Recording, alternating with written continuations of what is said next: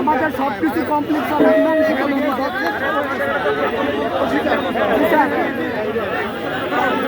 এছাড়া আমাদের কোনো দাবি নেই, আমাদের কোনো সংগঠন নেই।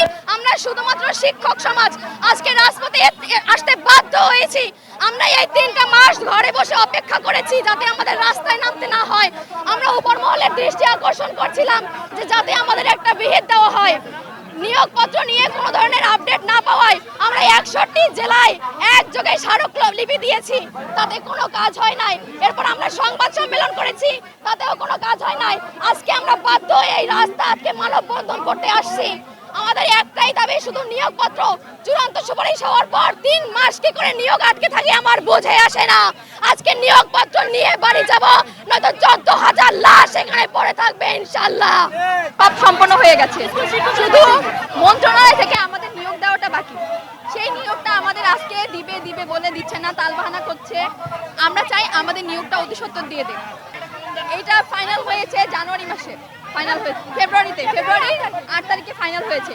এরপরে পরবর্তী যখন সার্টিফিকেট কার্যক্রম বা ডোপ টেস্টের যে বিষয়গুলো সব সম্পন্ন হয়ে গেছে আমাদের।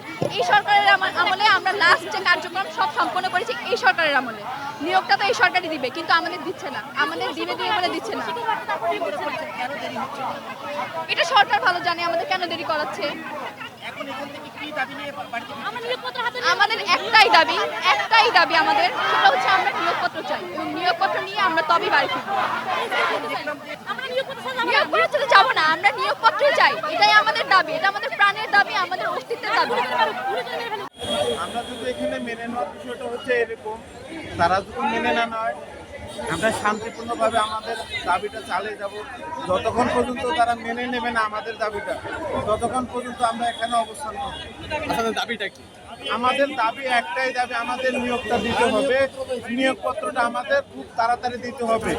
এই দীর্ঘ সময় থেকে আমরা কিন্তু অনেকজন চাকরি ছেড়েছি, অনেক বেকার হতাশায় আছি এবং আমরা অনেকজনে এই এলাকা বা অনেকজন ঢাকায় আছে, ঢাকা থেকে আমরা গ্রামে গেছি এবং প্রত্যেকজনে আমরা মানসিকভাবে, শারীরিকভাবে এবং পরিবারের কাছে এবং এলাকার বাসীর কাছে অনেকজন অনেক কথাবার্তা বলতেছে এবং এটা আমাদের মান সম্মানের দিক দিয়েও একটা বিচার বিশ্লেষণ করতে হবে। এমনভাবে আমরা অনেক সমস্যার সম্মুখীন হতেছি এবং এটা আমরা আশা করি আমাদের মাননীয় শিক্ষামন্ত্রী মিলন স্যারের কাছে আমাদের অনুরোধ থাকবে আমাদের নিয়োগপত্রটা যেন উনি খুব তাড়াতাড়ি দেয় এবং তারিখ ঘোষণা করে দেয়। আমাদের এটা সবাই এই সুপারিশপ্রাপ্ত শিক্ষকদের কাছ থেকে অনুরোধ থাকবে ওনার কাছে।